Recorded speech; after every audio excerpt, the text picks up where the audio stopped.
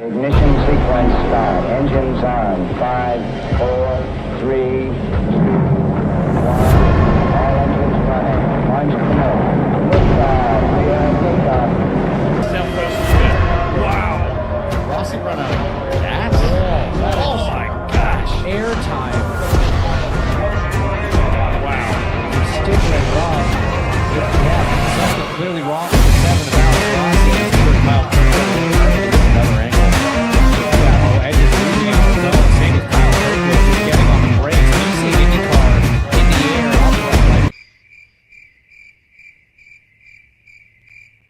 Corporate needs you to find the differences between this picture and this picture.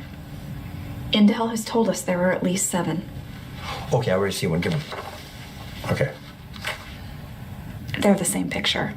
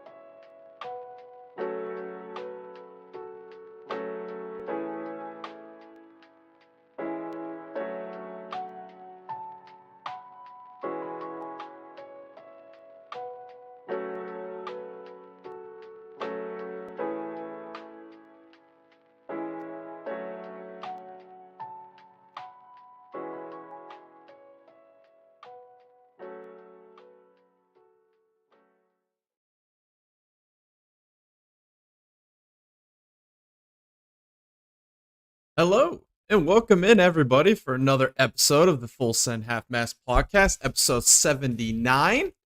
We're here to talk about some racing here. I hope everybody had a good weekend.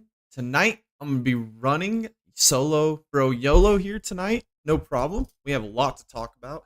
A great weekend of racing.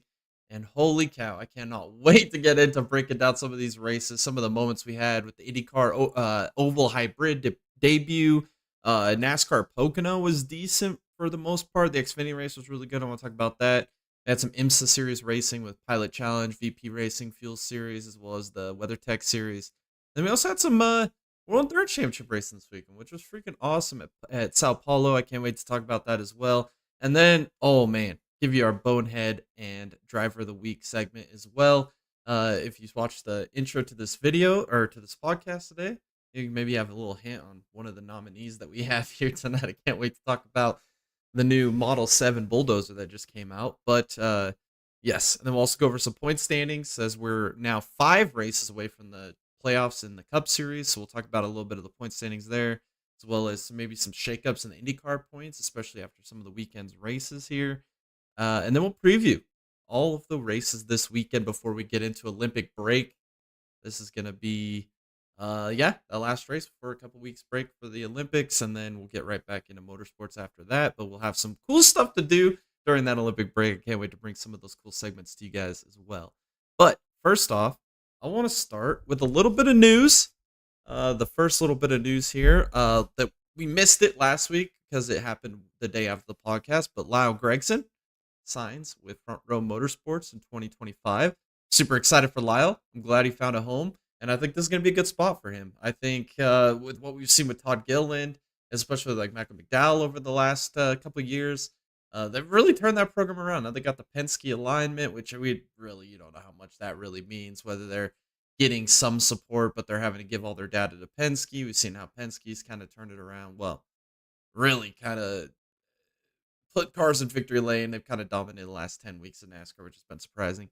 But yeah, I like this move by Lyle Gregson or Noah Gregson, whatever you want to call him. I think this is a dub move for him. I think it's a dub move for the team. I'm excited to see what he could do next year. Not confirmed if he's going to be in 34, another branded number. We'll find that out. I'm sure it'll be the 34. It'll probably be jump slot right into that Michael McDowell ride. And then they also have that third charter. We don't know who's going to claim that next year either. So that's going to be interesting. But I'm excited for Lyle Gregson, 2025 Front Row Motorsports. It's going to be a great combination. Also, this kind of struck me a little bit odd. JD Motorsports ended up laying off a bunch of team members recently after their bankruptcy in April. Crazy. I mean, to see another NASCAR team kind of go by the wayside here. We didn't see him at Pocono this weekend. And it's just sad. This is one of those teams that's been around forever. If you remember, Ross Chastain used to drive for them way back in the day before he got that opportunity with Ganassi. This is sad news for the Xfinity Series. It's been kind of one of their marquee, or not one of their marquee teams, but one of their groundbreaking teams. A team that's been around for a long time, and now it looks like they could be meeting their end in the Xfinity Series. So, but then again, whenever one team leaves the sport, another team enters the sport. It's kind of a revolving door, especially in the Xfinity Series. So, things for them. We're gonna lose them in the sport, or potentially lose them in the sport. But we're always gonna gain another team. It's gonna happen. I mean, it always does. It's a revolving door. Also, Hunter McElroy from the NXT graduate is what they're saying on social media, but he's going to be moving up to Delcoin Racing to race at Toronto this weekend in the number 51 machine. So I'm super excited for that. I think it's going to be great. I don't know, Hunter McElroy's had some drama. If you remember the Detroit race last year where he's the one that punted Louis Foster not once but twice in that weekend. Kind of set the chain of events for Louis Foster's dominant championship performance, which we'll talk about that later when we get into the Indy NXT race at Iowa. But yeah, interesting that he's going to get the move or the nod up to IndyCar with DCR, Delcoin Racing. See how that pans out. I mean, not the greatest team, but we'll see. We'll see what happens. And then also, I don't know. This is going to be kind of my special segment as well this week. I'll have to throw on the special hat for this one. But all the rumors coming out right now about Hailie Deegan to IndyCar. This is ridiculous, man. This is absolutely ridiculous. I've seen videos surface of her 5 years ago running in the two-seater, doing that run. People reporting that she was getting her seat fitting and doing testing or whatever in IndyCar. Come to find out that was years ago. That wasn't real. I mean, or it was real, but it wasn't realistic. Like she was running attempts at testing an IndyCar today or in this time frame. So she debunked that on social media real quick. Then IndyCar fans or Hailie Deegan dingleberries are saying, "Oh, sure, skills will translate better to IndyCar." Blah blah blah blah. All I'm gonna say though is one of the first videos we made on this channel that kind of blew up was the Hailie Deegan bust explain video. And we explained in that video that just because you're a bust in one discipline of racing doesn't mean you're a bust forever. We've seen many drivers throughout the past go from one series, not be successful, go to another series and be successful. So I'm not saying that her moving to IndyCar is going to be a complete failure or flop. It's just very unlikely. Very, very unlikely that it could be a success. I think IndyCar is looking at this, especially Andretti Global, which is the team that's kind of rumored she's linked to. I think this is a good move for them marketing-wise. I think it's a good move for her marketing-wise. I think it's a good move for IndyCar marketing-wise. Being able to get more people watching your sport, more people invested in it, which IndyCar is a great sport. IndyCar is one of the most premier motorsports in the world, in my opinion. I think it's better than a lot of motorsports. And maybe that's just a biased opinion because I really love IndyCar, or maybe that's just because I watch these races objectively, and I can tell what good and bad racing is. Which this week in Iowa, race 1 I thought was good. We'll talk about race 2. I think it was a little bit of a damper, and I think there's a lot of factors to that. But for Hailie Deegan's sake and all of this, I don't know, man. This is crazy. The rumors coming out of this, I don't know what to think. Who knows? We'll see. Alrighty, let's talk about the races this weekend. as we have the Truck Series at Pocono, the CRC Brake Clean 175. Got Christian Eckes on pole. Corey Heim went stage 1 and 2. The only real caution for cause was Rajah Caruth spinning, which was unfortunate. And then, what else happened? We had some rain delays in there as well that kind of changed the outcome of the race. We have a comment on Kick. Holy cow, that's a comment on Kick.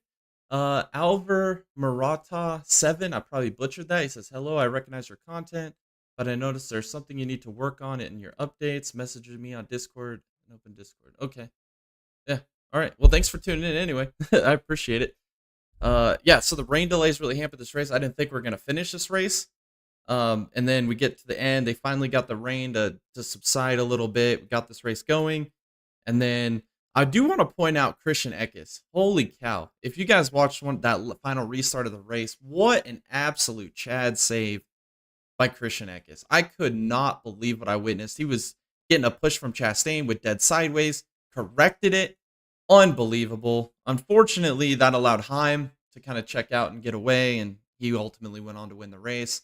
Heim time once again this weekend. I think I called that on the podcast. I had a lot of good picks this weekend, not going to lie. But this was one of them. Corey Heim getting the dub in the getting the dub in the Truck Series. Great job for him. I'm excited to see how many more races or how more exciting this championship battle between him and Eckes is going to get.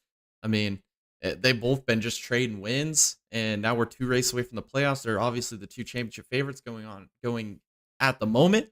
We'll see how it all continues to progress from there. All right, and then also on Saturday we had the VP challenge or the VP series racing at Canadian Tire race number 1. We had Aga Khani on the LMP3 pole, as well as Lazar on the GSX pole.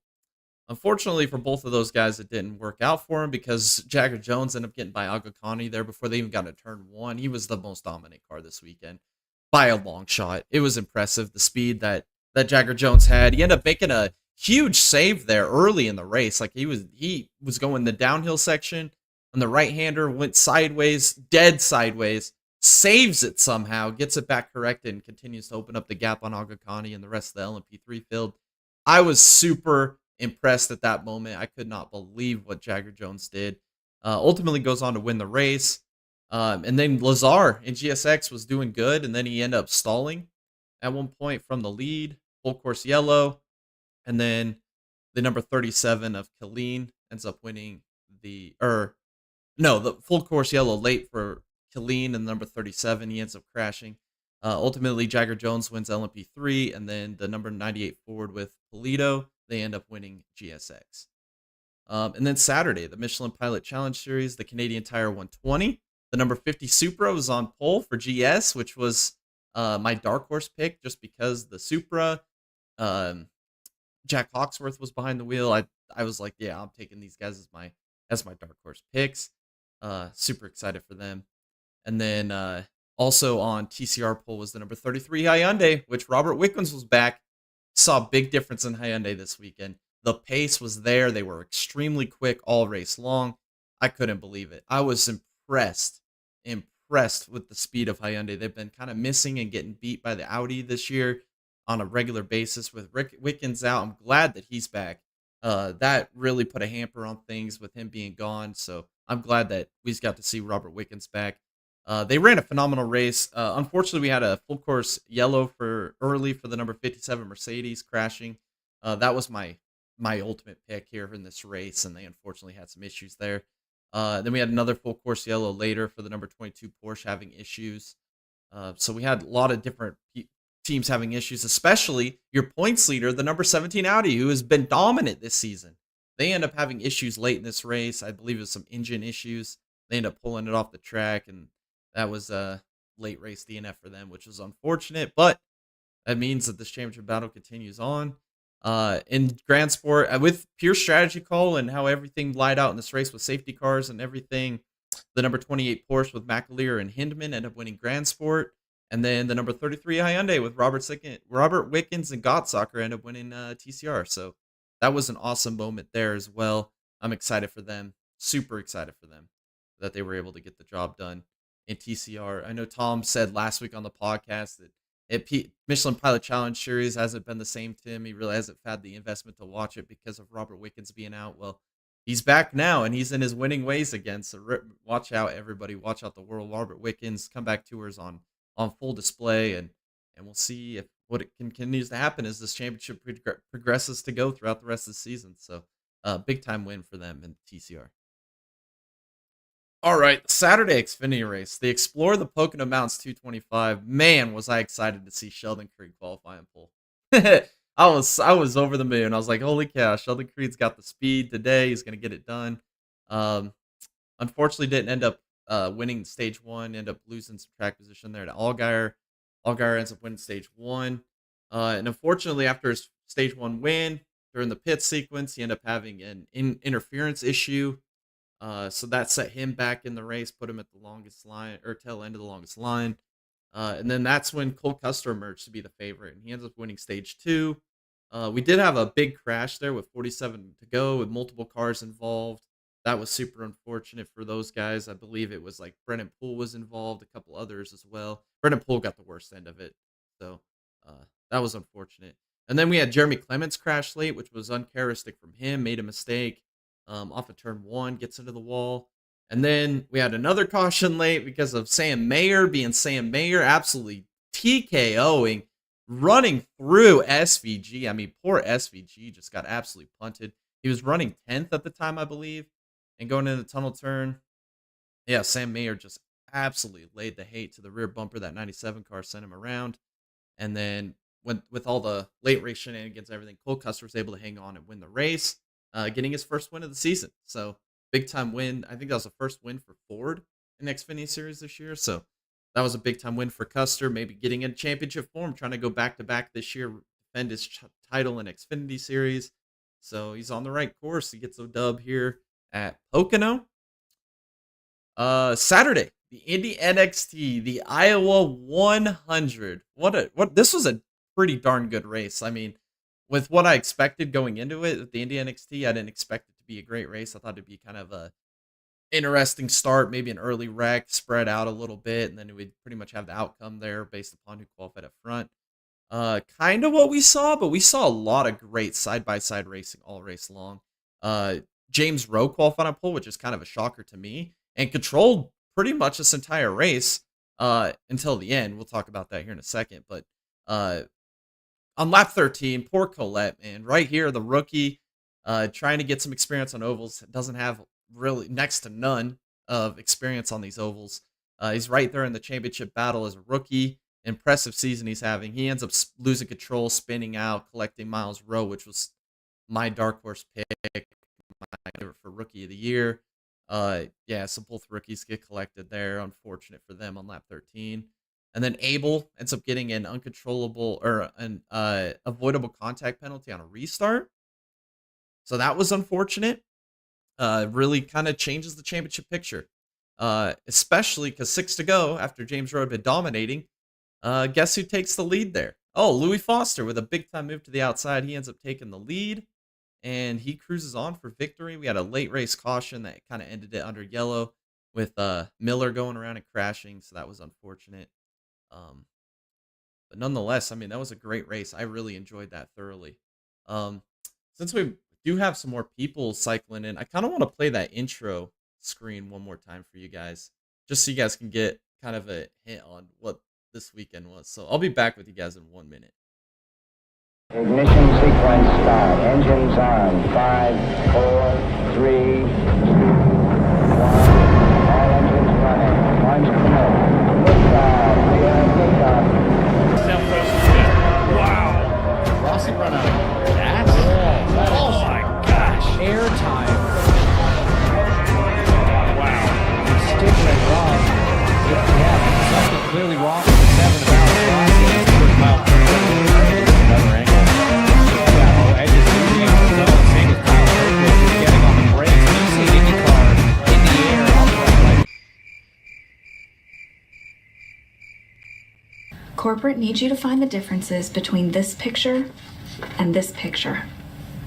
Intel has told us there are at least 7. Okay, I already see one. Give him. Okay. They're the same picture. All right. I'm right back with you. I thought I'd play that one more time because it's kind of an interesting video. We'll talk about the Stingray Rob and the old Corey LaJoy dozer here in a minute, but I thought I'd play that again for you guys since maybe some more people have tuned in since we started. Yes, the championship battle in Indy NXT is pretty much it's looking like it's a wrap, man. Louis Foster, the one concern I had was ovals for him, and by golly, B, did he have an amazing race this weekend. Definitely has the ovals figured out now, and I think going down the stretch, if he can bring that speed to the rest of these ovals, I think he is going to be your champion this year in Indy NXT, and I'm excited for him. I'm excited to see if he can close this out with the dominant performances that he's had as of late, and gets an oval win. Super exciting. Super exciting. I was happy for him. All right. Saturday, the IndyCar or actually one more thing I want to talk about the Indy NXT. What great racing we saw, by the way. Something we didn't really quite see in the IndyCar races, but the Indy NXT, I mean, it was probably 20 laps of 2-3 wide racing, side by side, battling, swapping positions. It was incredible. It was actually incredible. I enjoyed it. And the fact that they didn't wreck it more than what the couple cautions that we had was absolutely shocking to me. So big shout out to Indy NXT. I mean, if you guys didn't watch that race, I mean, I highly suggest going back and watching it. I think it's on Peacock if you guys get a chance. What a freaking thrill ride that race was. Jamie Chadwick, Bogle, oh goodness gracious, what's his name? I know I nominated as driver of the week. Let me check real quick. Oh yeah, Salvador Del Alba Jr. Yeah, those guys were absolutely putting on a display. That was a fun race to watch. I enjoyed that thoroughly. So I suggest going back and watching that if you guys haven't checked that out. What a great race. Mad respect to the Indy NXT field. They put on a well of a show at Iowa. Granted, it was only 55 laps. It was still a fantastic race. I enjoyed it thoroughly. All right, Saturday. This was our watch party. The IndyCar Hy-Vee Homefront 250. What a race, man. I enjoyed this one a lot. The Saturday night race was really, really good. We saw Herta qualify on pole earlier in the day. We had a caution on lap 1. Big wreck. I think Malukas it was that got to the apron there, grabbed the inside line, just off track a little bit, whipped it sideways, spun up the track, collected Canapino, Grosjean. We saw Lundgaard get involved behind him. So big incident there, lap 1. Kind of an interesting start. The next restart, though, we saw Ferrucci get a lane change penalty. This was the theme of the race, making mistakes, right? So Ferrucci had a mighty fast car, was one of the only guys really all weekend that was able to make some of the moves that he was making. What a drive by Santino Ferrucci this weekend. We'll talk about it more as this race progresses. But right when we're getting into the first pit cycle, everybody's thinking we're going to split it into 2 stops. Ray Hall ends up having a broken wheel. So they lead after that. The whole field comes down pit road. McLaughlin ends up leaping Herta through the pit sequence. And really from there, it was McLaughlin's race to lose. Herta ended up having some issues, ended up losing a bunch of track. Or no, that was later in the race. So then Power on that next restart, he was the one that had the lane change issue. So another guy bit by the lane change issue. I said this during the NASCAR race at Portland with Sheldon Creed, right? Sheldon Creed got a great restart. Instead of running into the back of SVG, he decided to make a move to the outside of him. He switched lanes, didn't advance position or anything. Just kind of avoidable. Then they gave him a tail end of the longest line penalty. So that really stunk for him. And I said, this is ridiculous that we're having stick and ball calls. But the one thing I can take solace in is that all motorsports are consistent with this. It's not just a NASCAR thing. It's not just an IndyCar thing or vice versa or whatever other motorsport. It's pretty consistent and known across all motorsports what to expect there. So I have a lot of respect that that rule is enforced the way it is, and there's no gray area judgment calls. If it happens, it happens. It's a penalty. So I do want to give respect to that for those calls. And then right there in the final pit sequence, around the final pit sequence, Colton Herta tries to undercut McLaughlin running P2. He pits, and then Alex Palou, your championship leader. Hello, Palou. Oh, no, Palou. I don't know what happened there. He ends up losing control on the front straightaway, crashes, and that really put the RIP to Colton Herta's race. He ended up having to go basically to the back of the field after that because he lost a lap, had to get the wave around through the pit sequence, and so his race was basically done. Um, and then with 27 to go, Herta was trying to make his way through the field. He ends up making a move. He goes dead sideways, saves it. I mean, again, just like the Eckes save. What a freaking, and the Jacker Jones save even. What a freaking save by Colton Herta. I can't believe he saved that. If you watched the watch party, my reaction was bonkers. I mean, he went dead left and then back to the right and kept it straight, and they threw the caution prematurely, but I understand why they did it because they thought he was wrecked. I thought he was wrecked. I mean, it was unbelievable. Mad respect to Colton Herta. I can't believe he saved that race car. I'm still in shock. I've rewatched it several times, and I still can't believe he saved that race car. Unfreaking believable. And then we had that restart there with 22 to go. We saw Will Power. Absolutely boneheaded move. Runs right in the back of Pietro Fittipaldi. Sends Fittipaldi into the wall. He ends up getting his wing damage or some suspension damage from the deal. Ends up having to go to the tail end of the longest line. Then they add another penalty to him. 4 laps down. I mean, that was just uncalled for by Will Power. I don't know what he was thinking or what he was doing there. It collected Ed Carpenter as well. So he was just a innocent bystander in that whole ordeal. And then once we finally went green, Scotty Mack ends up winning his first oval win, 6th career win.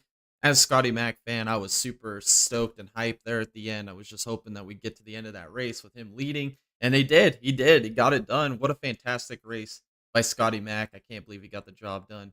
I was so happy for him. Yeah. And like I said, the championship battle is only heating up. And I'll talk about the points here after the second race, because after the first race, I think Scotty Mack had it down to 60 points, which basically cut dang near half the points gap down in this one race alone, especially with the issues with Power and Pelot. So, yeah, Scotty Mack trying to climb back into this championship battle. That was my bold prediction in the offseason. You remember. We'll do this during the Olympic break. This will be one of our podcasts, but my bold prediction was Scotty Mack was going to be your IndyCar champion this year. So I'm still thinking it's possible. He's just got a lot of ground to make up still. So we'll see if it can happen. All right. And then Sunday, the World Endurance Championship, the Rolex 6 Hours of Sao Paulo, saw the number 7 hypercar on pole, the 7 Toyota, and then the number 85, the Iron Dames, qualified on pole for LMGT3. We saw Alpine, which was my dark horse in this race. Mick Schumacher ends up spinning out into turn 1 at one point.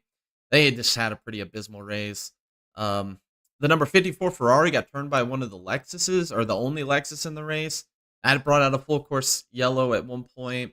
The Iron Dames ended up having some issues late in this race. Unfortunately, had a DNF. That stinks for them. Callum Ilott behind the wheel, the number 12 Jota, within the final hour. He ends up walling it, tears the whole rear end off of it. That was unfortunate.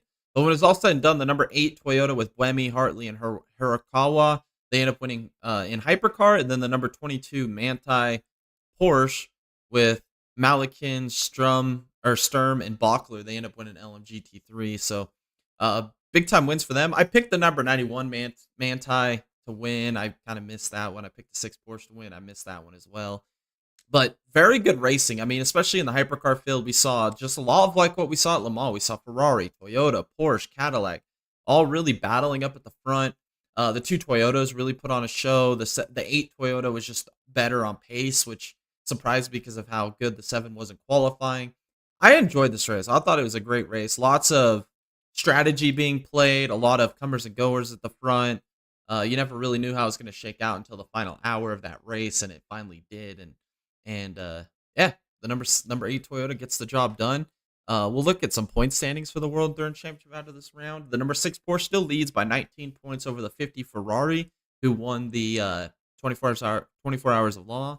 And then the number 7 Toyota with Kobayashi and Debris, they're 22 points back. So 22 points separating your top 3 in the World Endurance Championship with a few rounds to go. So we'll see how it continues to go. I mean, we got Coda coming up as well. We got Fuji, Bahrain. So there's still a few more rounds to see what can happen. And this championship battle is not over. So I'm excited to see how it progresses. Can Toyota rebound? They're 22 points back. Can they get back in the mix here before the end of the season? Well, only time will tell. Alrighty. And then Sunday, we also had the VP Challenge Series, again, the Canadian Tire race number 2. Agakani again on pole, Lazar again on pole. Agakani on LP3 pole, Lazar on GSX pole. We had a full course yellow early in this race that caused for rain, right? So we didn't get this race restarted until 5 minutes to go, and so it's a little shootout to the end. We saw multiple cars having issues in the wet, multiple spins and crashes and whatnot. The numbers 87 of Jagger Jones goes back to back this weekend, sweeps the weekend in LMP3. And then number 78 Mercedes with green, they end up winning in GSX, so that was a good win for them. That was kind of a surprise win for me. I didn't expect it. But then we had a major post-race crash. We had LMP3s sideways crashed. We had GSX cars up in the wall crashed. Carnage everywhere. The wet weather rain race was kind of a tragic event there on Sunday. So, yeah. Nonetheless, the VP series put on some good races this weekend. Jagger Jones definitely dominated the weekend. It really looked like Agukani had the pace in qualifying. It just didn't play out in the race. So, shout out to Jagger Jones this weekend. Great job. This Sunday, we also had some IMSA racing at Canadian Tire as well with the Chevrolet Grand Prix. We had the number 99 AO LMP2 on pole, the number 3 Corvette on GTD Pro pole, and the number 12 Vassar Sullivan on GTD pole. The number 99 on the initial start took off, but they end up changing lanes. Again, another lane change penalty. We saw so many of these this weekend. This time it was on the number 99 AO LMP2 pole sitter. They end up lane changing. They end up go to the back. The number 20 LMP2 had an absolutely terrible weekend. They didn't have the pace in practice or qualifying. Issues early. They end up running over a sign at one point, come down pit road. They go back on track, end up putting it in the wall. Their race was done with an early full course yellow. The number 13 Corvette ended up making contact with the number 1 BMW. They were side by side. Racing deal, I guess. I mean, they were both making contact. The number 1 tried to hang it on the outside. The 13 was trying to stay on the inside. Made a little bit of contact since the 13 Corvette up into the wall, ended their race. That was unfortunate for them.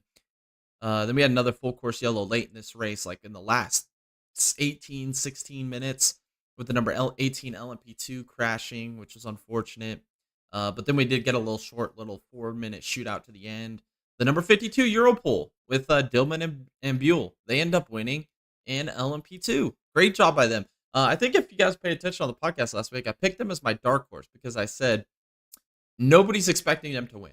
Like, this was the team I did not have on my radar at all, especially with the great driver lineups we had in all the other LMP2 cars. I just didn't think it was possible. Nothing's impossible, right? I thought it was improbable. But they did it. They did it. I mean, they after that penalty by AO Racing in the number 99 LMP2, when they took the lead, it was over at that point. I mean, there was a few contenders. I know the number 74 with Fraga behind the wheel at one point, they were trying to challenge. We saw Louis Delatraz at one point. He was trying to challenge up there as well with his LMP2 ride. I mean, it was interesting racing in the front, but once the 52 had the lead, they controlled it, and it was their race to lose. So they did a fantastic job. Corvette finally getting some victory lane here, and the number 3 Corvette gets dubbed with Garcia and Sims. The number 4 Corvette finished P2 right behind him, so 1-2 for Corvette. Big time moves there in GT3. We've been kind of waiting for them to all season long to kind of find their way, you know, and be able to do some good work. And they qualified on pole, and they end up taking it to the checkers. So good job by them. And then the number 27 Aston with Heart of Racing. I was surprised by this because I did not expect them to win this race at all with DeAngelis and Pumpley.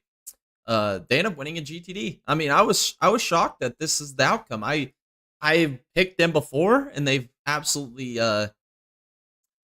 wet the bed, for a lack of better terms. I mean, it's been a rough season for them this year, especially after how good they were last year. So, yeah, congratulations to them. I can't believe they actually won that race. I mean, there was a little bit of strategy involved, some of the way the cautions laid out, but at the end of the race, they had the pace. They pulled away from the rest of the GTD field and got the job done. So congratulations to them. All right, let's talk about let's talk about the IndyCar race on Sunday, the High V one-step 250. McLaughlin was on pole. He qualified on pole on Saturday. Like I mentioned with Herta, he got it on Saturday as well for the first race.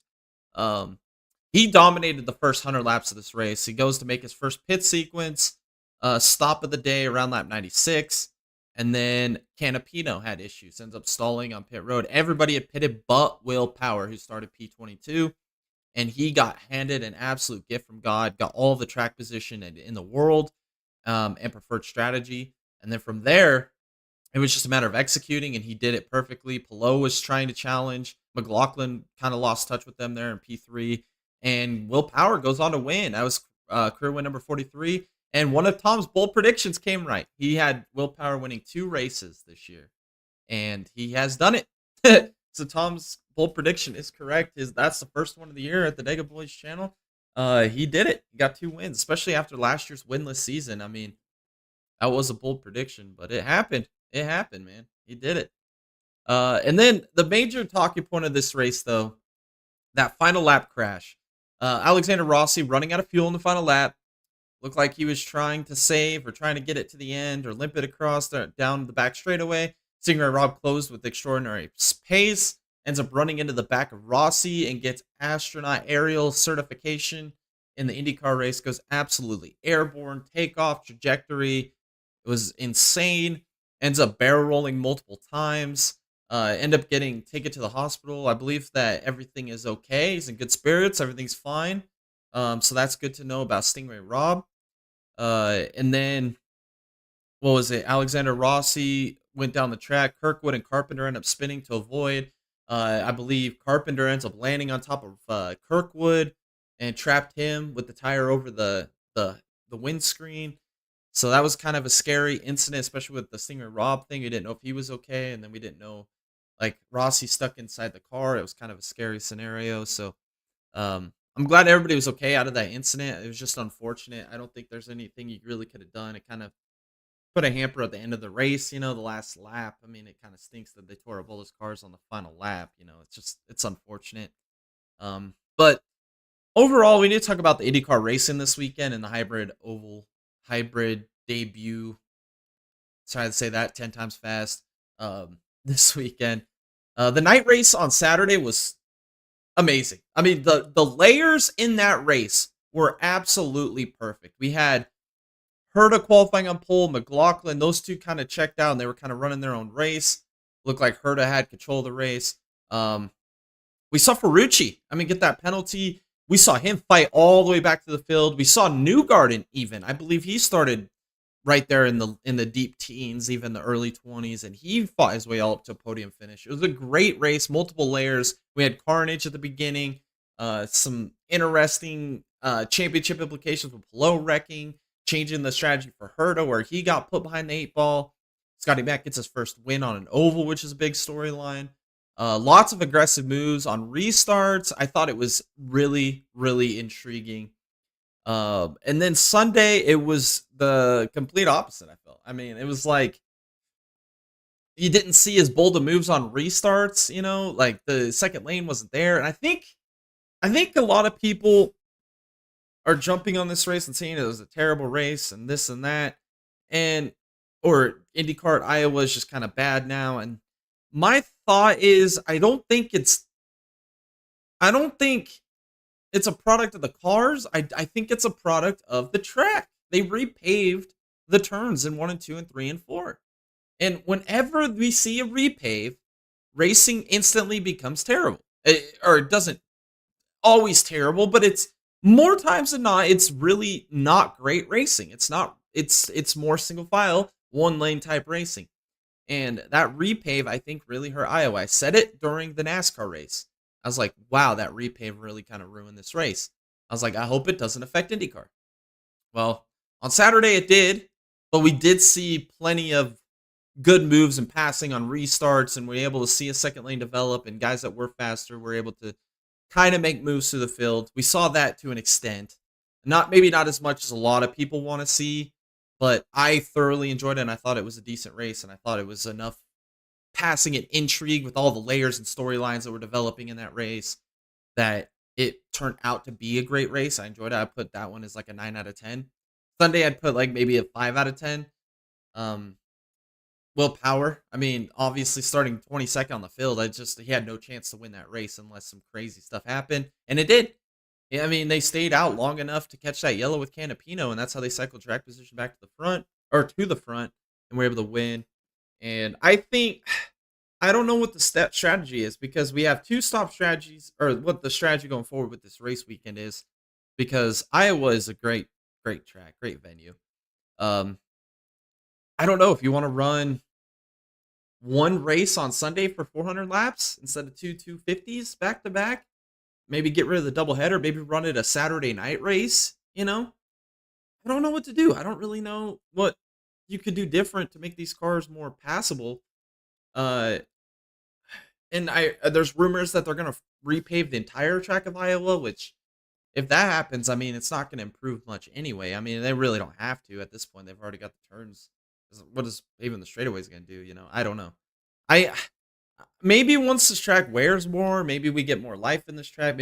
Well, the thing is too is I would say softer tires, but Firestone said they brought an even softer tire than what they planned originally to bring. So they did everything they could on their end. I just think it's a product of the track. I really do. That's the only thing I could chalk it up to. I mean, I'm trying to come up with reasonable uh suggestions, that can make this work, but I mean, when you already brought a softer tire, we're trying a new hybrid package or a hybrid debut, which turned out to be pretty dang good. We only had a few errors or a few issues during the weekend.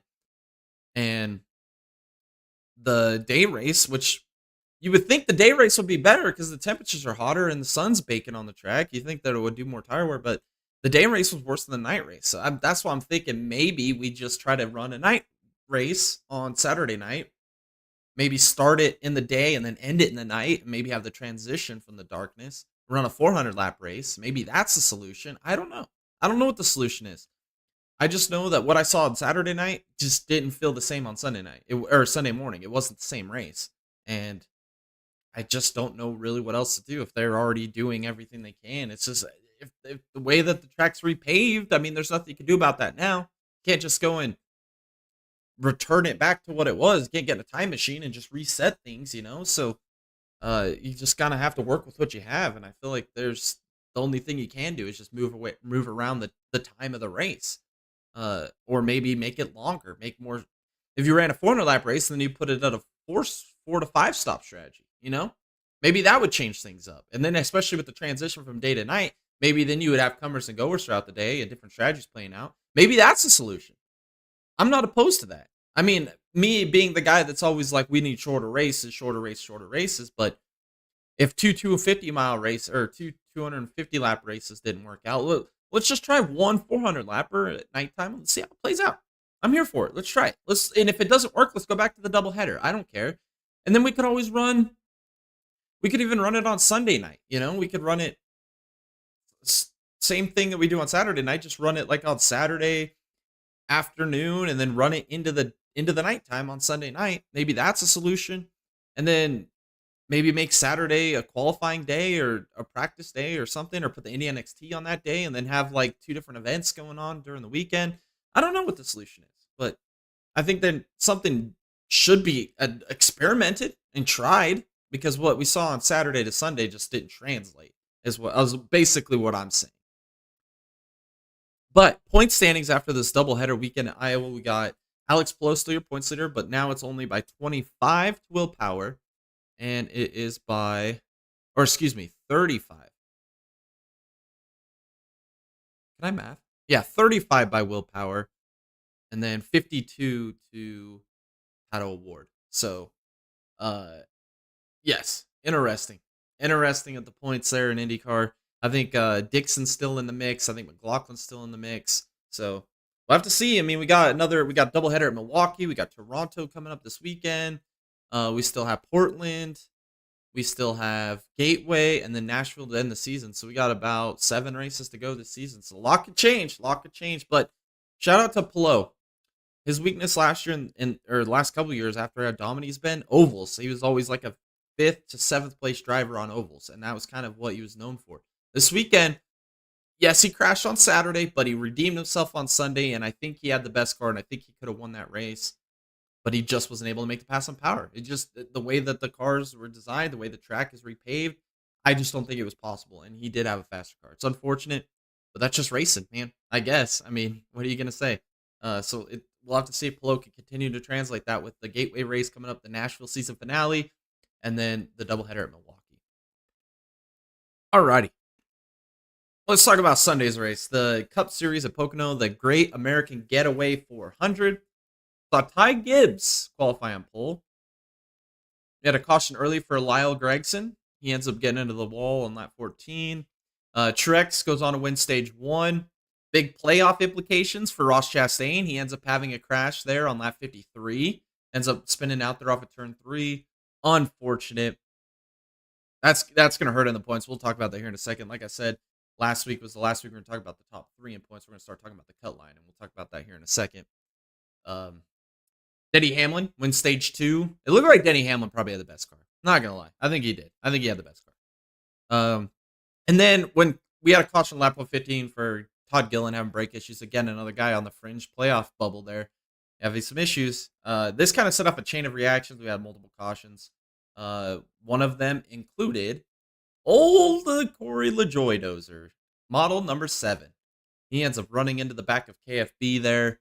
Kyle Busch been having a terrible, terrible season. Could this be the first season in his Cup career he goes winless? I think so. I think it's a legitimate thing. He ends up getting on a restart. I mean, what LaJoy did there is unjustifiable. I mean, even if it was a mistake, it was still a bonehead move. Even if it was on purpose, it's still a bonehead move. It doesn't matter. That was just ridiculous what he did to Kyle Busch there. Ends up just absolutely punting him, sending him up the track into the field, collecting multiple people. I think Priest was involved, Stenhouse, Burton. There was several guys involved in this wreck. It was so unfortunate for all those guys at the hands of the LaJoy Dozer. If you watch that meme I just played about 20 minutes ago, 15 minutes ago, you'll know what I mean.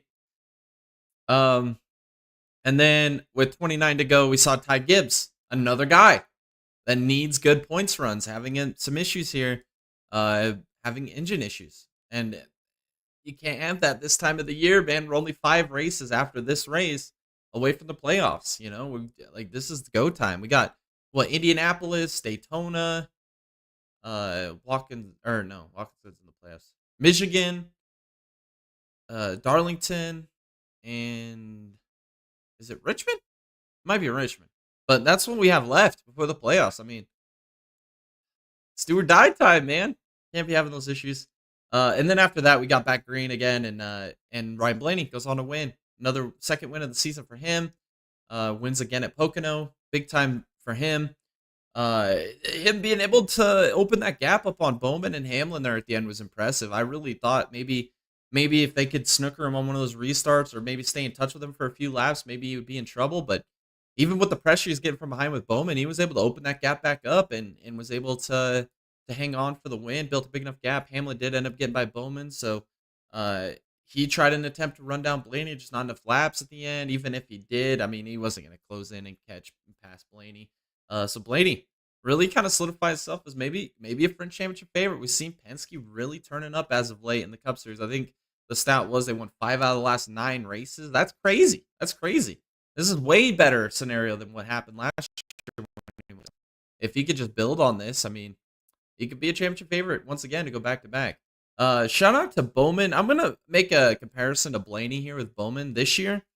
If you remember last year, Blaney was on that big long winless streak. Remember that?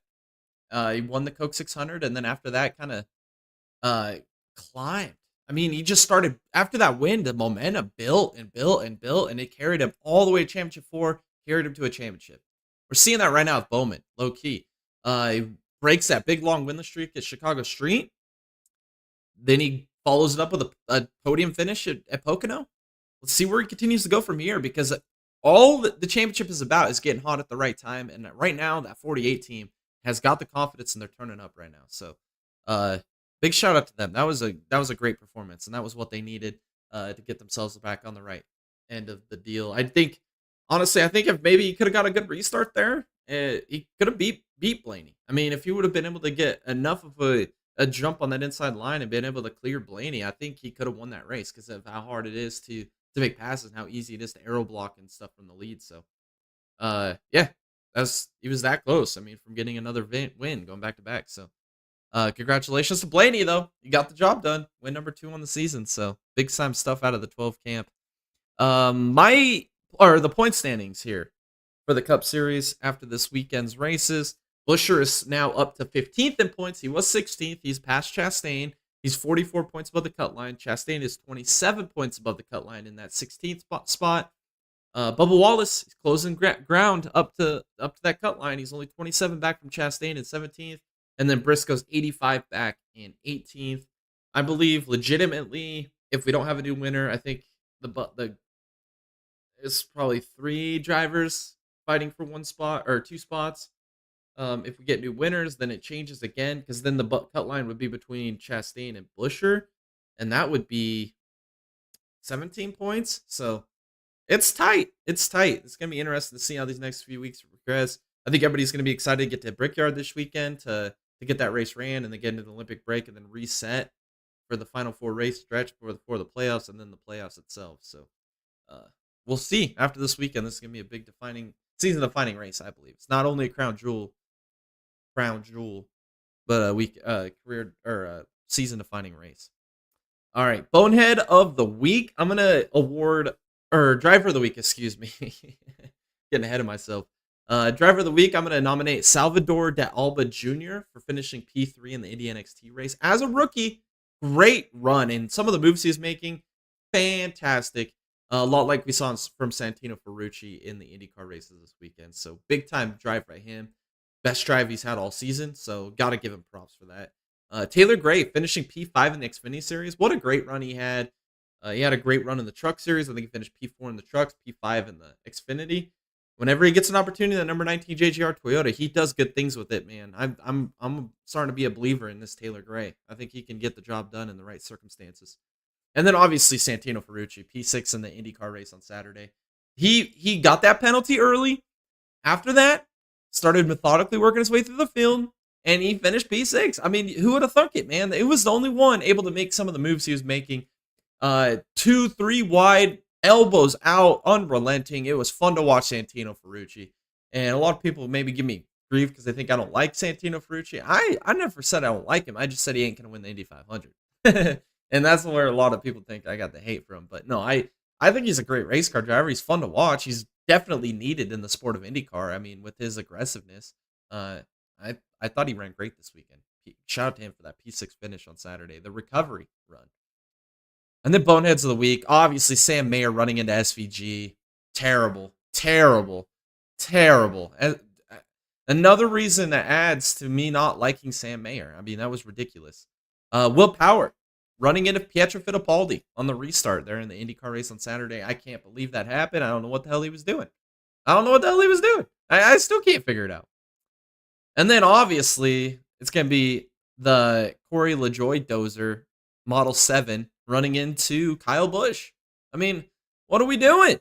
I mean, even if you're not happy or not okay with the move that Kyle Busch made, it's not like he wrecked you. It's not like he ran you off the track. He still gave you a lane to the bottom, and you just absolutely punted him.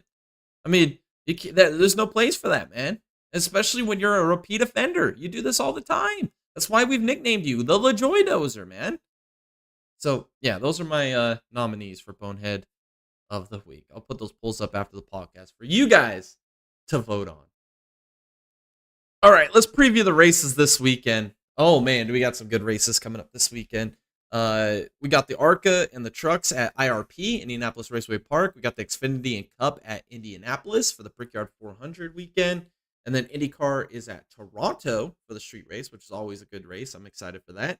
And then F1 and F2 are in Hungary for the Hungarian Grand Prix weekend. Notable entries for ARCA Series. We got Dean Thompson and number 15 Venarini machine. Marco Andretti will be running in the number 17 Cook machine. And then Rio Ruggiero is going to be in the number 55 Venarini machine. And then in the trucks, we got William Swalich making another truck start with Tricon in the number 1. Marco Andretti will make a start with Roper Racing in the number 04. Sammy Smith in the number 7 Spire machine. Johnny Sauter's back. He's going to be running it for the number 16 Hattori team this weekend. I'm excited to see how that works out. Old Cooter Daly. Old Cooter. He's going to be there too. He'll be in the number 44 Nice machine. And then Ross, he'll be in the number 45. Or Ross Chastain, number 45 Nice machine as well. And then Luke Fenhouse in the number 66 T-Sport machine. Remember last year he was one of the guys that put up a good fight for the the ARCA race last year at IRP. So it's exciting to see him back at IRP this weekend with ThorSport. And then the Xfinity Series, we got Daniel Dye in the number 10 Colleague Machine. We got Josh Berry back with the number 15 AMR slap a 15 on it team. We got Joe Graff Jr. in the number 19 JGR Toyota. We got Eric Almirola in the number 20 JGR Toyota. Oh, Cooter Daly, the old Cooter, he's back at it again. He'll be there this weekend at Indianapolis. And the number 26 Sam Hunt Racing Machine. And then Carson Kvapil, he'll be in the number 88 Junior Motorsports ride. And then the Cup Series, we got Cody Ware. He's back in the Rick Ware Racing number 15. AJ Allmendinger will be in the number 16 Colleague Racing Machine. Big one, Ty Dillon. Ty Dillon, back with his grandpa in the number 33 RCR team. BJ McLeod's back in the number 66 MBM Machine. And then old Jimmy Johnson. Old Jimmy. Can't stay away, can you, man?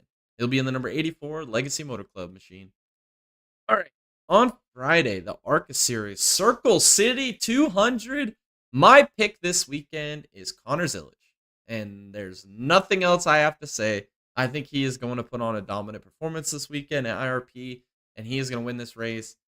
He's fun to watch. He's amazing. Doesn't matter what he jumps in. If it's a Mazda, if it's an ARCA car, Xfinity car, LMP2, doesn't matter. He's an absolute fun driver to watch. And I think he's going to get the job done this weekend in ARCA. And then my dark horse, I'm going to go with Christian Rose this weekend. Really no reason why. Just why not? Let's give another guy a shout out. So I'll go with him this weekend. All right, my picks for the Truck Series, the T-Sport 200 this weekend at IRP. Oof. I went back and forth on this one. It's really, really two drivers you look at, right? Two drivers who've been consistently trading wins all season long. Corey Heim, Christian Eckes. I think everybody should say that these are the best two drivers or the two championship favorites at this point in the season. With all the amount of wins that they have, trading wins up front every week. One has a dominant performance and the other one doubles down and has a dominant performance of himself. But this weekend, with that being said, it's not Heim time this weekend. It's Christian Eckes who's going to get the dub this weekend at IRP. Notable that I would say keep an eye on is Ty Majeski. Last year, I thought he could have won this race. Made a mistake on pit road. Cost him the win. So watch out for Majeski. I feel like this track really is in his wheelhouse. So maybe that would be another good pick as well. But my dark horse, just because he's back, man. He's in the Hattori machine. This is people forget this was a championship winning team at one time, and they have just absolutely disappeared. But Johnny Sauter's behind the wheel. He's back. Why not? Why not see Johnny get the victory this weekend? Who can doubt this man? He's a former champion. Like, come on. Put some respect on that name. Let's see Johnny Sauter as my dark horse this weekend. I don't think anybody's going to be having him on their radar, but you know what? I think he could get the job done. We'll have to wait and see. All right, and then Saturday, the Xfinity Pennzoil 250 at Indianapolis on the Brickyard, the big oval, once again for the Xfinity Series.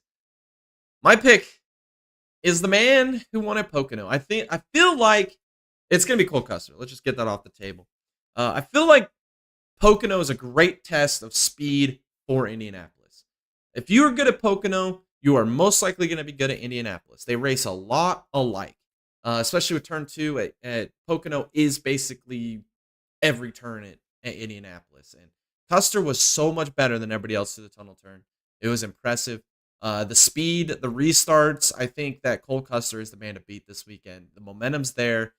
I think they said that at their post race after they won. The crew chief goes up. There it is. We got the monkey off our back. Now let's go win some damn races.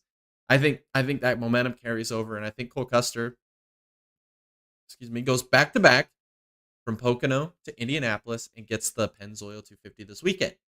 And then my dark horse, I'm sticking with it. I'm gonna die on this hill, I guess. I don't know what to say. No pun intended, because it's not Austin Hill. Oh, it's Sheldon Creed, man. Come on, dude.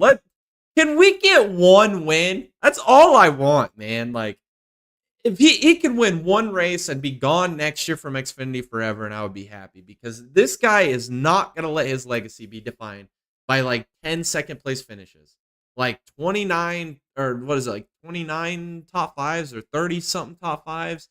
I mean, this is crazy at this point. Sheldon Creed. That's my dark horse. What a place to win your first career race than at Indianapolis and kiss the brakes when you're done. I mean, this is storytelling right here. I think this could happen. That's why I'm taking Creed as my dark horse this weekend in the Xfinity Series. All right, Sunday, the Formula One Hungarian Grand Prix. Man, I went back and forth on my pick. This F1 season's been wild. We've got 6 different winners so far this year. Or what? Leclerc, Sainz, Verstappen, Norris, Russell, Hamilton. Yes, 6 different winners this year with 4 different manufacturers. And I don't think that's all we'll have. I don't. And this was Todd's bold prediction, and when he said it, I was like, that is a bold prediction, but I really like that bold prediction. Oscar Piastri is going to win a race in 2024. He's going to win a Grand Prix. And I really like that. And we've seen McLaren in my opinion, is the best car on the grid. I don't think that's arguable. Well, I say that, but it is, because we've seen Mercedes come up and have some great runs as of late. Ferrari at the early beginning we can't really talk about the beginning of the season because Red Bull and Ferrari were the 2 best. And then now we see Mercedes and McLaren kind of cycle to the front. I think Piastri's due. I really do. The strategies have kind of been preferred towards Norris. When they qualify right there. 1 week Norris is better, 1 week Piastri's better. They go back and forth. If Piastri qualifies in front and they finally give him the preferred strategy, I think Piastri could take the fight to Max Verstappen, and I think he will this weekend. I think Piastri is going to be the favorite this weekend. I'm not only saying he's the favorite, I say he qualifies on pole this weekend, does Oscar Piastri. He puts that thing on pole, and I believe he goes on and wins this race, and he becomes a first-time F1 winner this weekend. I really do, and that'll make it 7 from 4 different manufacturers. I believe it's going to happen. We are in the middle of an amazing Formula One season. I mean, championship-wise, not really, because Verstappen did so good at the beginning of the year, and he continues to carry that Red Bull on his back that it's kind of over. But the Constructors' title is still up for grabs. I mean, we've got, with how terrible Perez is, we have Ferrari and McLaren. They're lurking right there. So I could see maybe a 1-2 this weekend for McLaren, but Piastri on top this weekend. And then my dark horse, I'm a believer. Hulkamania, it's running wild. I'm going to take Nico Hulkenberg. Once again, I mean, this guy is absolutely tearing up the F1 world right now. I mean, people have this negative stigma of what Haas is or what Haas could be. But Hulkenberg is just absolutely carrying that team right now. And I don't think those cars are as bad as what people are saying. I think that they've done a lot of work behind the scenes to make those cars better. And they have the perfect driver behind the wheel to make it happen. A veteran driver who knows how to get results in Nico Hulkenberg. And I think that this team, if everything lines up, I mean, if the sun shines at the perfect degree to the earth, the temperature is at the right degree, a butterfly doesn't leave a pedestal that morning, I believe we could see Hulkenberg end up winning a Grand Prix. I don't think it's far-fetched. I really don't. I mean, you can't finish P6 multiple races in a row and not consider that person to be a fringe podium person. That's the next step, right? Get to the podium. What's the step after that? Is winning a Grand Prix. And I think that they are that close. Well, maybe not even that close away from finding a podium step. I really do. This whole Haas team has really impressed the hell out of me this year. And if I'm a driver in the driver market right now, I'm looking at this. I'm seriously considering Haas. I'd be trying to get in conversations with them. I mean, look at Carlos Sainz hasn't got anything confirmed. I would legitimately be going up and looking at Haas. We know K-Mag's out. We know Hulkenberg's leaving at the end of this year. There's 2 open seats, and that team is turning up. I'm literally considering it. If I'm Carlos Sainz, I'm going to go knock on the doors at Haas and see what's up. Yeah. So I'm taking Hulkamania as my dark horse this weekend. I'm excited for this race. I think it's going to be great. The last 5-6 Grand Prix have been freaking thrilling. I mean, you never know what to expect next. And I don't expect anything different this weekend. I'm thrilled to watch this race. I'm excited to see what happens. All right. And then on Sunday, the IndyCar, the Ontario Honda Dealers Indy Toronto. I'm excited for this race too. Toronto puts on great races. Last year we saw Ray Hall Letterman Lanigan with an absolute dream drive, getting Lundgaard his first career win. I mean, unbelievable the pace that Ray Hall Letterman Lanigan had last year. It was unbelievable. But with that being said, I'm not going with Ray Hall Letterman Lanigan after I just talked him up for a good minute and a half. I'm going to go with Penske. And most particularly, I'm going to go with Will Power this weekend. I think Will Power is going to win this race. I think Will Power is not done fighting for this championship. He is like 25 points behind right now. I don't think it's over. I really don't. Or 35 points behind, excuse me. I don't think it's over. I think Will Power's got a lot more to gain. The confidence is there. We see a rejuvenated Will Power this season. Like last year, he was just not the same.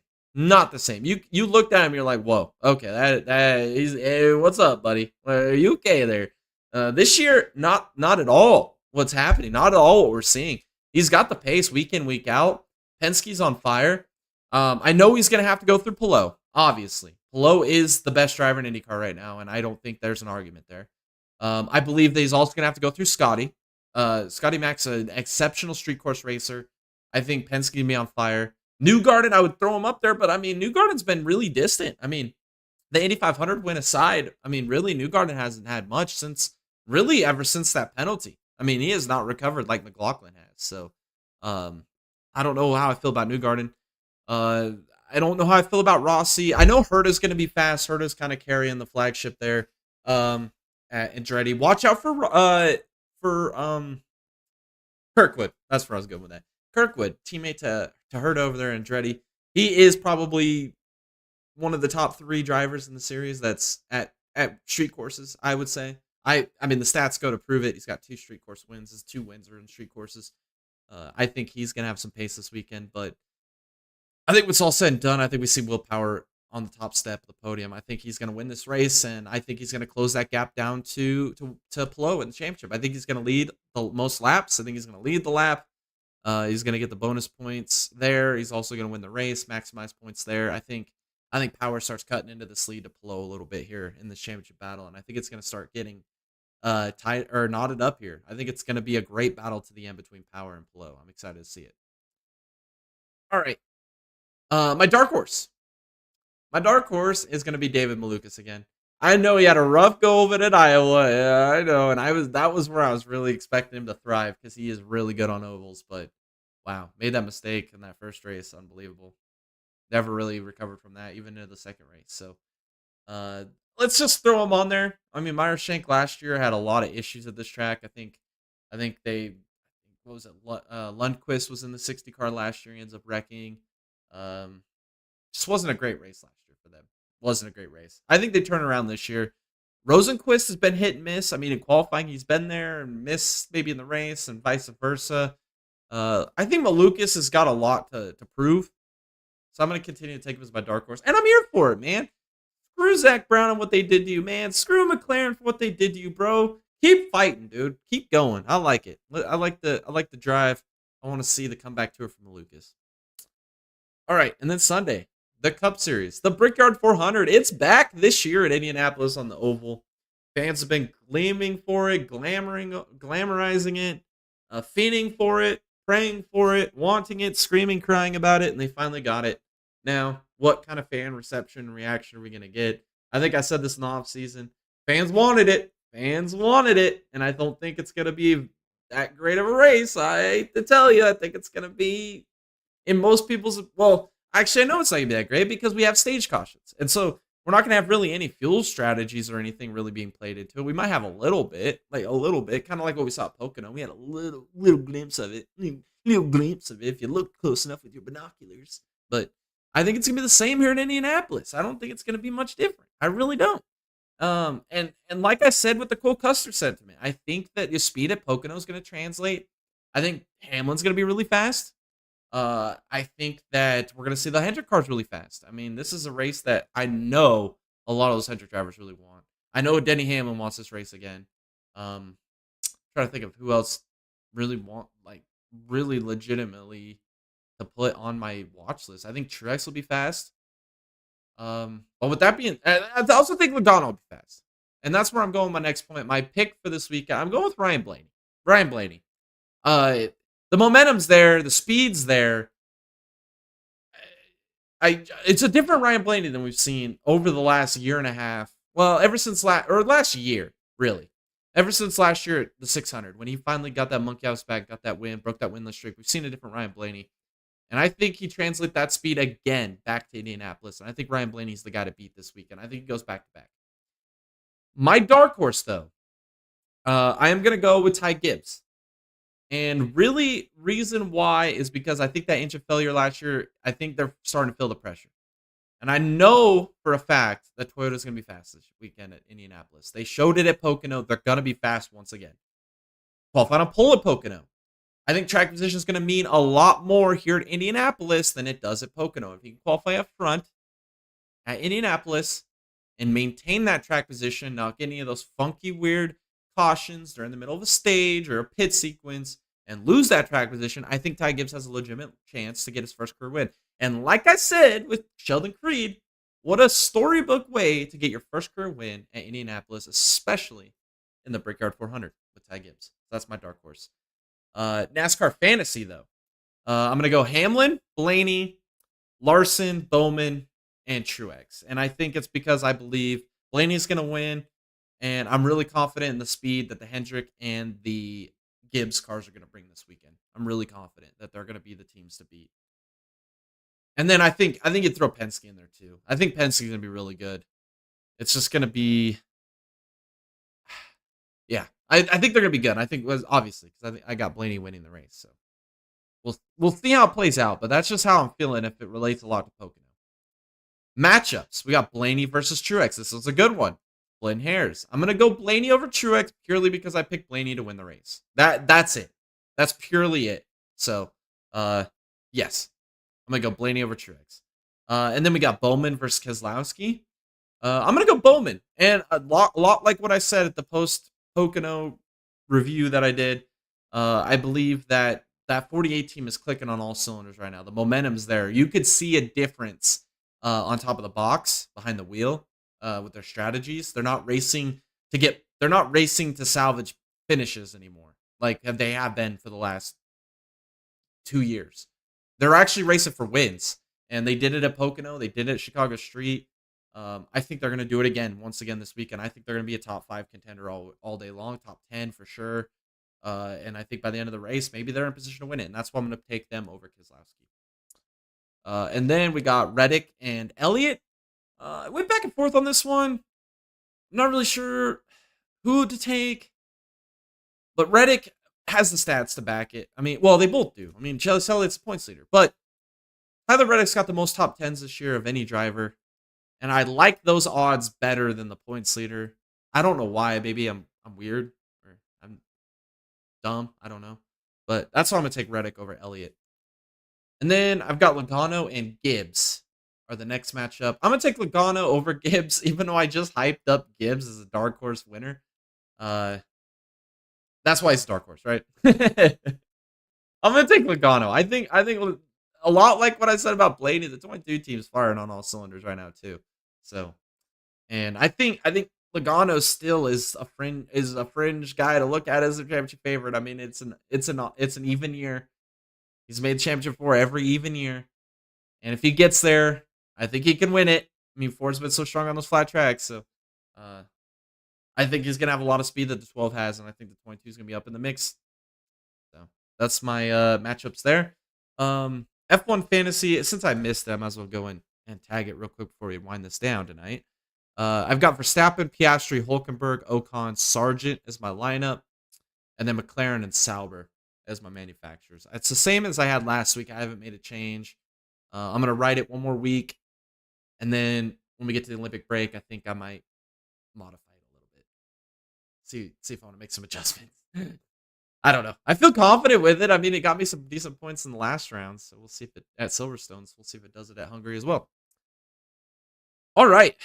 One more segment I did miss, and I do want to get to it. So we're gonna do that next. So I'll be back with you shortly.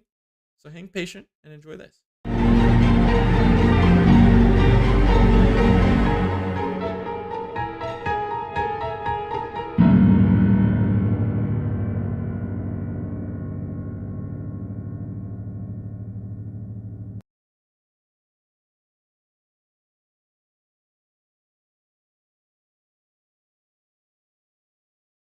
Alrighty.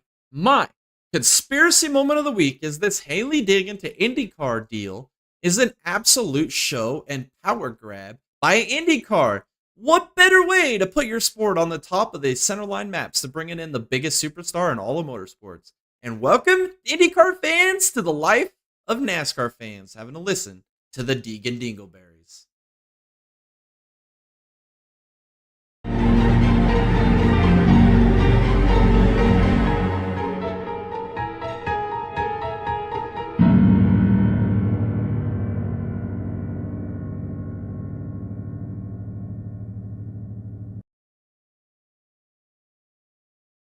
Alrighty.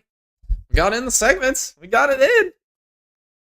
Yeah, you guys will have to let me know what you guys think about this IndyCar Haley Deegan rumors in the comment section below.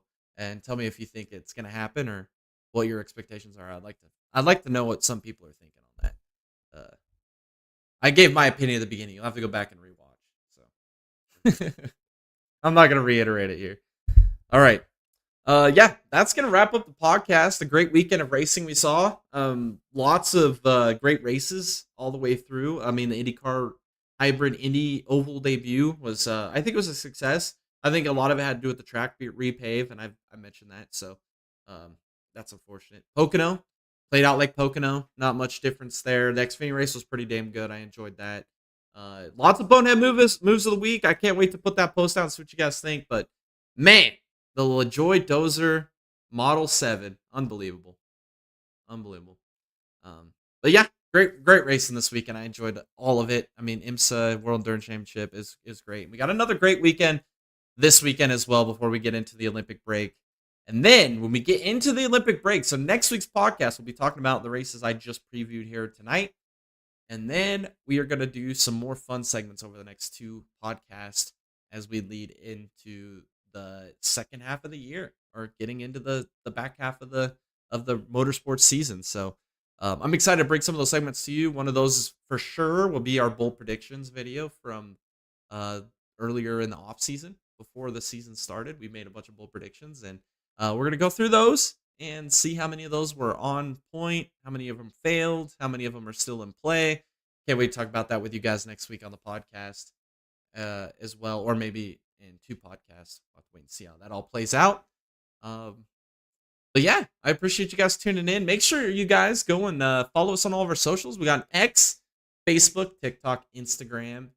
Stay up to date with everything happening with the Dega Boys and what we're doing. We got a big week coming up this week with some action. I'll talk about that here in a second.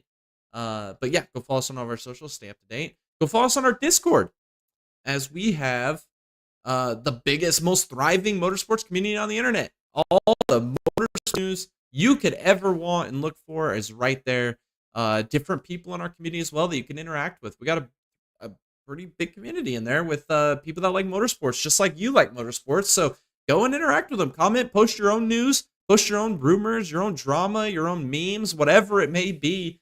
IRL racing, your iRacing, whatever it is that you do racing-wise, post it in our Discord. Share it with us. Share it with the community. They would love to see what you guys have to say and interact with you guys, because you never know. You might meet someone that's just as enjoys a motorsport just as much as you do, and maybe we cover a motorsport that you don't know of, and you want to be more interested in it. So it's all on there for you guys. Come join the greatest motorsports community on the internet.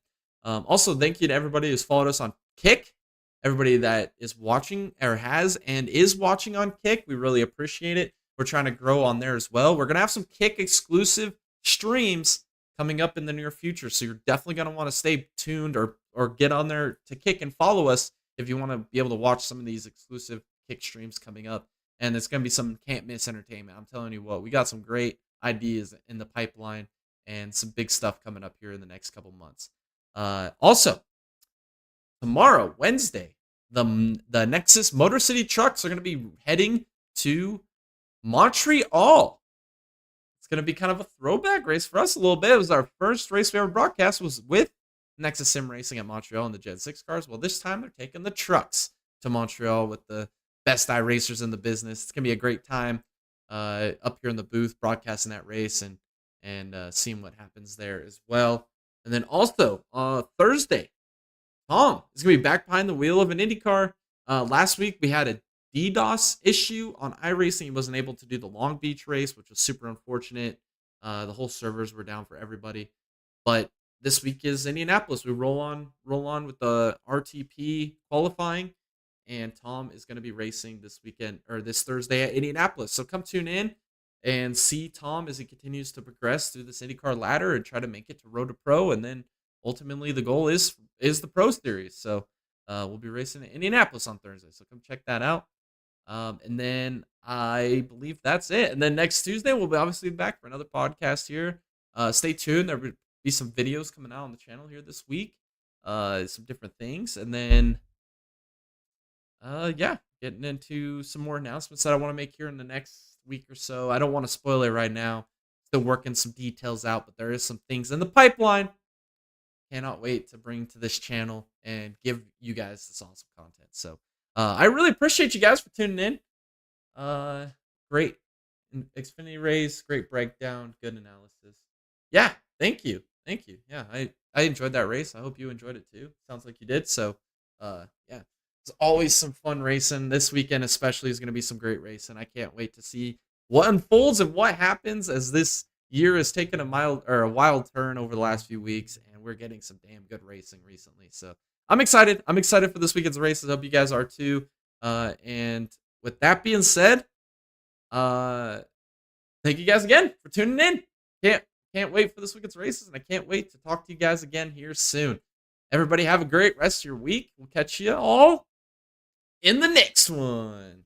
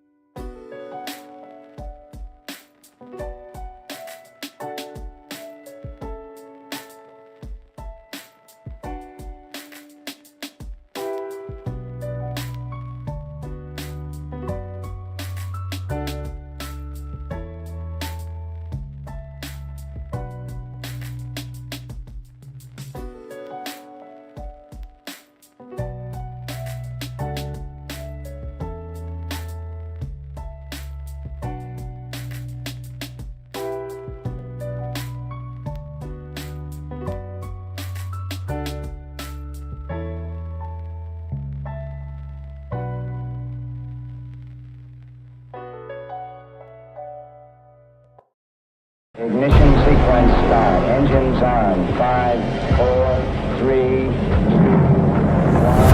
All engines running. Launch command. Liftoff. We have liftoff. Self-push is good. Wow. Rossi run out of gas? Oh my gosh. Airtime. Wow. Stick right wrong. Yeah, something clearly wrong with the 7 about Rossi. It's pretty mild. Another angle.